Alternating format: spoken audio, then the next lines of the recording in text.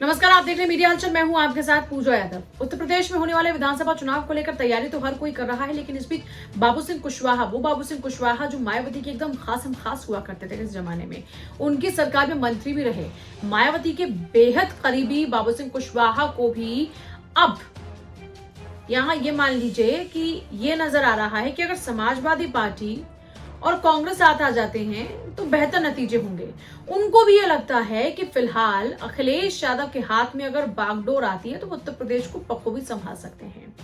वो ये कहते हुए नजर आते हैं साफ तौर पर, जिसके बाद से ये कयास लग रहे हैं कि यूं तो उनकी अपनी पार्टी है जन अधिकार पार्टी, जिसमें वो लगातार काम भी कर रहे हैं और उसके लिए लगातार प्रचार प्रसार भी खूब कर रहे हैं। 2017 और 19 का चुनाव उन्होंने कांग्रेस के साथ भी लड़ लिया और अभी भी फिलहाल वो कांग्रेस के साथ में है और प्रियंका गांधी को भी वो बड़ी नेता बताते हैं और वो कहते नजर आते हैं कि कांग्रेस की बागडोर फिलहाल उत्तर प्रदेश में प्रियंका गांधी के हाथों में है और उत्तर प्रदेश में समाजवादी पार्टी की पूरी बागडोर अखिलेश यादव के हाथों में है। और वो ये कहते नजर आते हैं कि दोनों ही मजबूत नेताएं अगर साथ आते हैं तो और बेहतर नतीजे होंगे।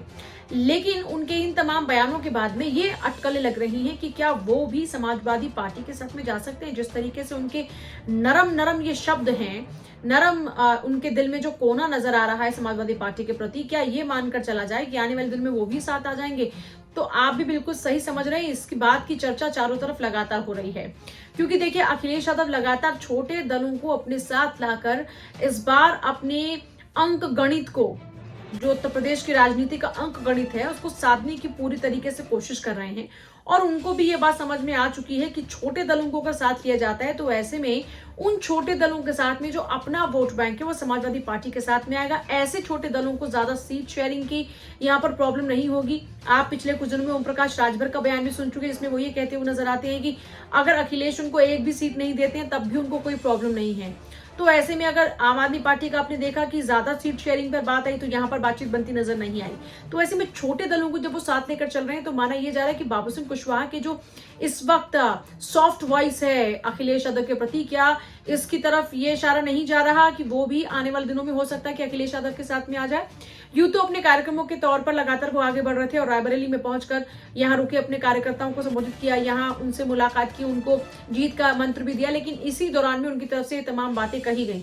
इसके अलावा मायावती को लेकर उनकी तरफ से बड़ा बयान दिया गया, पार्टी को लेकर उनकी तरफ से बड़ा बयान दिया गया।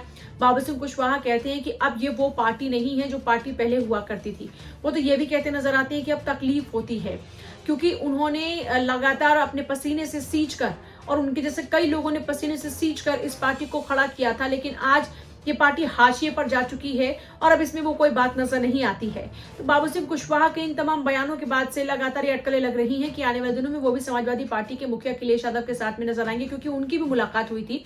और जब उनसे अखिलेश यादव के साथ में मुलाकात को लेकर सवाल पूछा गया तो उनकी तरफ से कहा गया कि हाँ, अखिलेश यादव के साथ में मुलाकात हुई थी, 4 से 5 महीने पहले उनकी मुलाकात हुई थी, लेकिन इस मुलाकात में इस तरह की कोई बात नहीं हुई। यानी खुलकर वो कुछ नहीं बोल रहे, लेकिन हाँ ये जरूर एक्सेप्ट कर लिया कि अखिलेश यादव के साथ में 4 से 5 महीने पहले मुलाकात हुई थी। वो ये भी कहते नजर आते हैं कि वो एक बड़े नेता हैं, उत्तर प्रदेश के मुख्यमंत्री रहे हैं, ऐसे में बातचीत करने में या फिर मुलाकात में तो कोई गुरेज नहीं होना चाहिए। उन्होंने भी इसीलिए मुलाकात की थी।